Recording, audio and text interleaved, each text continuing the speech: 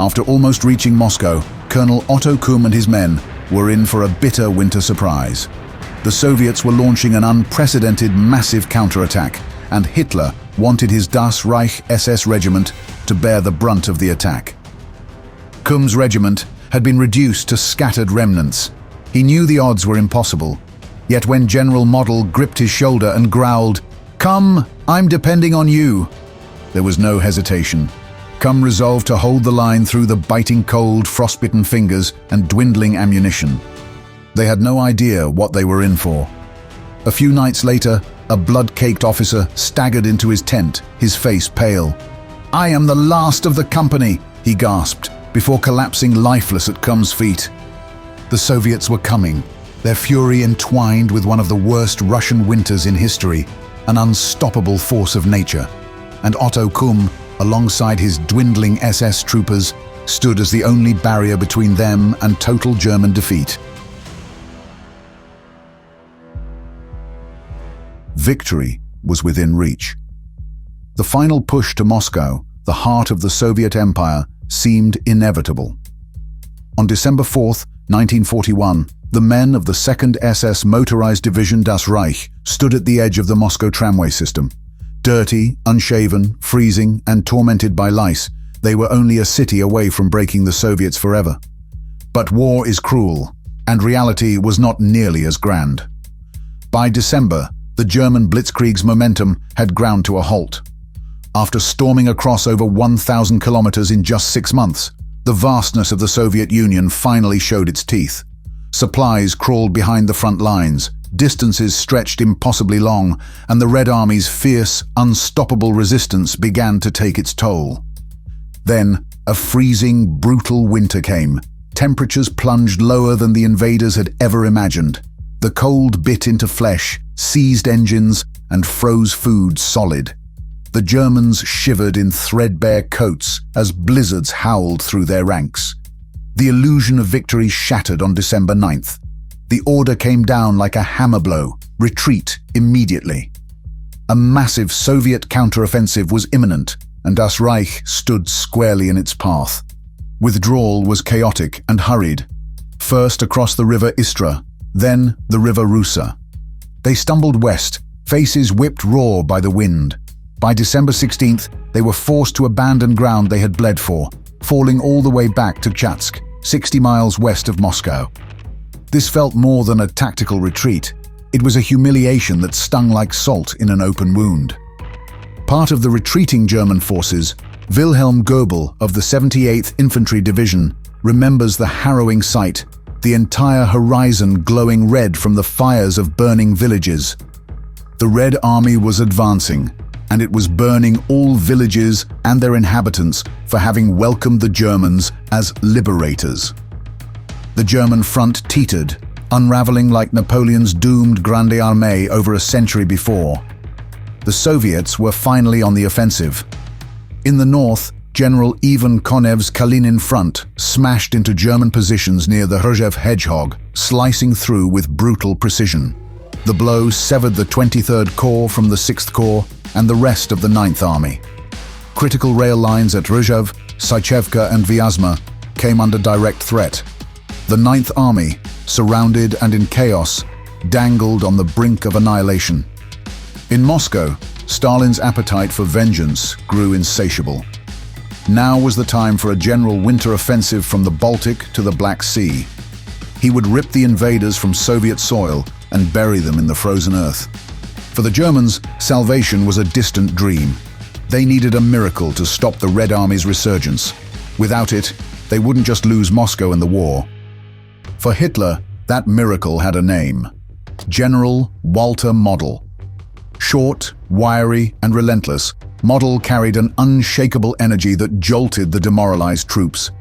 He was everywhere, visiting the front lines for 10 hours a day, pistol in hand, even leading assaults himself. At headquarters, when asked what reserves he brought to save the 9th Army, Model's reply was as fiery as his personality: myself. And he delivered. Model closed the critical gap between the 23rd and 6th Corps and secured the Rzhev-Sychevka-Vyazma railway line in mere weeks. But holding it was an entirely different battle. west of Rzhev, Vasily Komenko's 30th Army was massing for an assault. 7 rifle divisions and 6 tank brigades prepared to smash through the German lines and link up with the 29th Army to the south. Hitler wanted elite troops on the line, and there was only one unit fit for the task, Das Reichs der Führer Regiment. Under the command of Colonel Otto Kumm, DF was deployed to the very ground where Soviet tanks had torn through the German front. It was an ominous landscape. 9-foot-wide tank tracks scarred the frozen earth, carving 2 Soviet snow roads across the Volga River. Model trusted Kumm and his men, but the numbers were grim. From an original strength of 3,000, DF had been reduced to just 650 men. The front line stretched across the village strongpoints of Solomino, Klepenino, Opyachtino, and Kokosh. There, the exhausted troopers clawed at the frozen ground, blasting holes with mines and cartridges to set machine guns and infantry dugouts at desperate 100 to 200-yard intervals. As the men dug in, a captured Soviet radio operator brought confirmation that the 30th Army would attack at dawn, no matter the cost. Regiment after regiment, brigade after brigade, a storm was coming. Model, who happened to be at DF's headquarters when the prisoner was brought in, turned to Kumm with a parting command. "Kumm, I'm depending on you." Then, with a faint smile, he added, "But maybe Ivan has swindled us." At first light, the storm broke. The Soviet 30th Army struck with everything it had. Through blinding snowstorms and temperatures plunging to 46 degrees below 0 centigrade, the SS troopers of Das Reich held the line. It was a nightmare of survival as much as combat. The cold froze a man's breath mid-air. Those overheated from battle and forced to spend the night in makeshift snow pits awoke with frostbitten toes and feet. The Soviets suffered equally. An entire group of Red Army soldiers froze so stiff and weak overnight that they could barely move, allowing a German withdrawal to pass within yards unchallenged. Some nights, the cold took more lives than the combat itself, as it was common, especially for the less winter-prepared German soldiers. Deep snow swallowed artillery fire, dampening shrapnel spray and turning mortar rounds and grenades into duds. Mines lay useless beneath the icy drifts, failing to detonate under the weight of vehicles. The battlefield was silent but brutal, where every advantage dissolved into the snow. Yet even in these appalling conditions, the SS troopers displayed a steel resolve to hold the line. Kumm described the fighting will of his men and what the combat was like. The heroism of the men in those days by far exceeds anything accomplished so far. Every attack is broken at the cost of fearful casualties, often in close combat with grenades and sidearms. But heroism came at a cost. The German front teetered everywhere, not just where Das Reich fought. Reports flooded into DF headquarters. Company strengths reduced to 20 or 30 men, positions held by skeleton crews.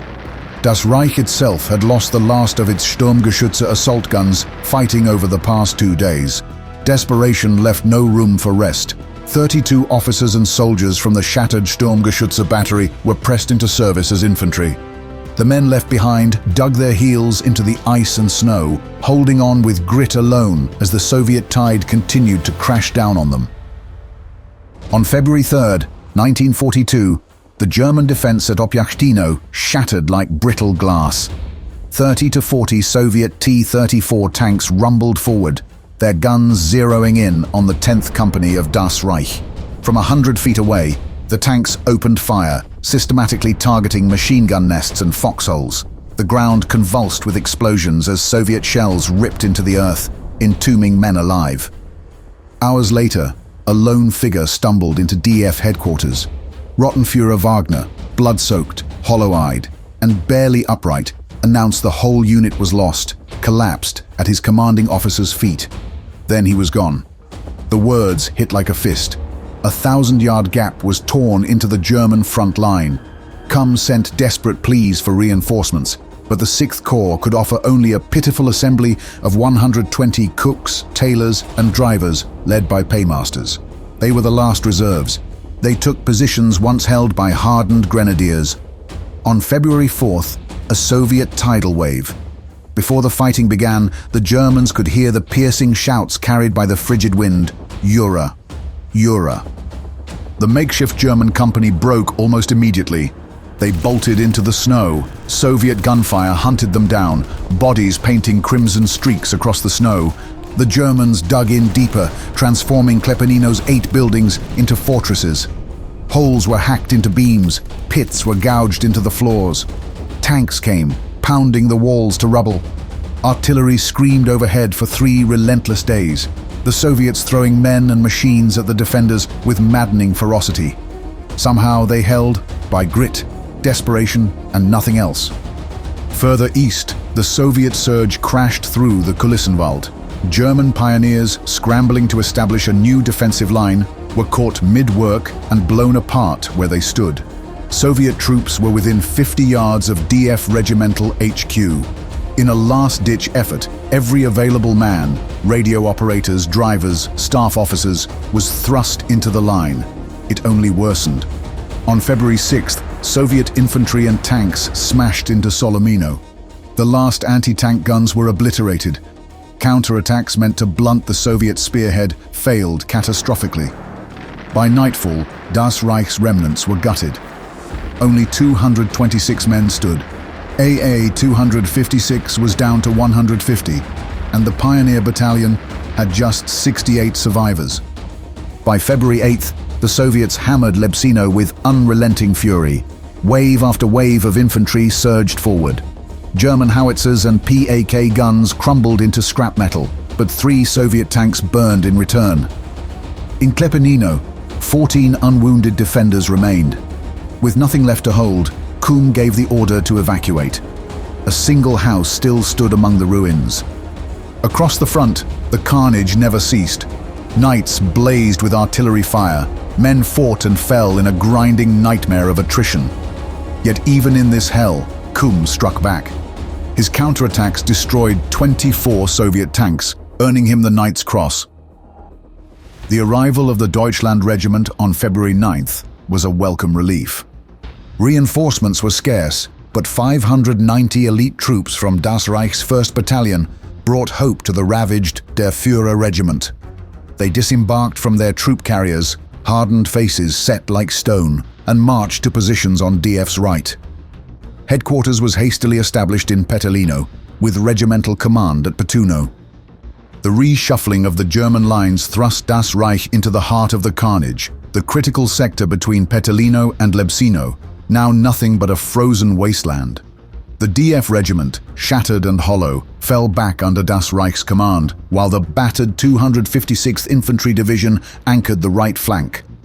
11 artillery batteries were folded into the line to buy the defenders precious time.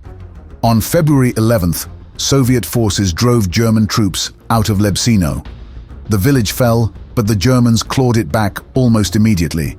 German grenadiers stormed the ruins, fighting house to house in a blizzard of grenades and gunfire. For hours they held, only for Soviet tanks to smash through again. The fighting was brutal, raw, and unique to the Eastern Front. With the limited effectiveness of artillery mines and anti-tank weapons, the SS troopers had to get creative to disable Soviet tanks. Using improvised Molotov bombs and dropping them down the hatches of armored vehicles or placing mines right under operational tanks covered only by the brutal blizzards.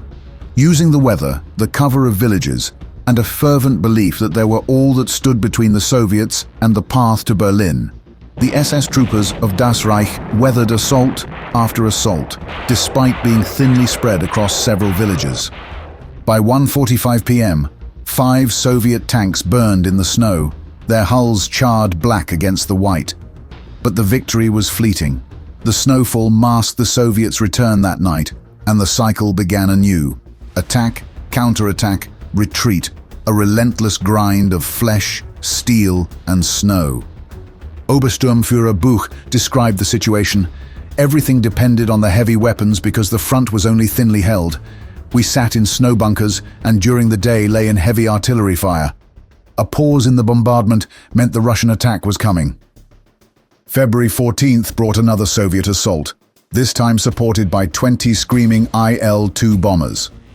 The Sturmgeschütze of Abt 189 met them head-on, destroying wave after wave of Soviet armor even as mechanical failures crippled their vehicles. Still, Soviet tanks broke through the German lines, grinding deeper into Das Reich's sector. Just as Das Reich's defense was about to give, hope arrived from above. German Stukas descended on Lebsino, bombs whistling through the frozen air. The Soviet advance staggered under the explosions, buying the defenders a precious reprieve. By February 17th, the Soviets launched their final, desperate assault. German artillery repelled their advance with uncanny precision, annihilating the last wave of Soviet tanks. Kumm had achieved the impossible. He sent word that day, "The enemy in the Sychevka cauldron is destroyed. Der Führer will be pulled from the front tomorrow." Das Reich withdrew west of Ljev, leaving behind a wasteland, smoldering tanks, mangled guns, and bodies frozen mid-motion in the snow. After February 17th, the Soviet attacks on Das Reich's sector abruptly slowed to a halt. Sporadic clashes persisted, but the momentum was gone. The Soviet 30th Army had thrown everything into the fight, but despite enormous losses, the German defenders had held. The toll was staggering. The Soviet 29th Army was annihilated, and remnants of the 39th Army and 11th Cavalry Corps barely escaped under cover of darkness. 6 Soviet divisions were shattered, 4 others close to destruction, and 9 more, alongside 5 tank brigades, suffered heavy casualties. The Red Army's losses were staggering: 27,000 fallen and 5,000 captured. Their arsenal of war machinery lay in ruins across the battlefield: 187 destroyed tanks, 343 infantry guns, and 256 anti-tank guns. In the air and on the ground, the 8th Fliegerkorps struck devastating blows, accounting for 68 aircraft, 4 tanks, 28 guns, and more than 300 vehicles. Otto Kumm explained what they had managed to achieve. During these weeks, the enemy has lost 15,000 of the regiment's section. 70 enemy tanks were shot down, not counting tanks that broke through and were destroyed by other German elements. The German stand at Klepenino, Lebsino, and Noshkino had been valiant. Major Mummet's AA-256 earned the Knight's Cross, and Matthias Kleinheisterkamp of Das Reich was similarly honored. Biela, commander of the 6th Corps, recorded, "The heroic deeds of every soldier are above praise and forever will go into the history of the German Ostheer." Recognizing Das Reich's sacrifice, General Model summed up the battle, "Like an unbreakable shield our defense held, so that the sword of our counterattack could strike to destroy the enemy." The Soviets had underestimated their foe, and despite Zhukov's caution, Stalin's overreach ensured costly failure. The war was far from over for both sides, and Ljev became yet another scar in a conflict without end.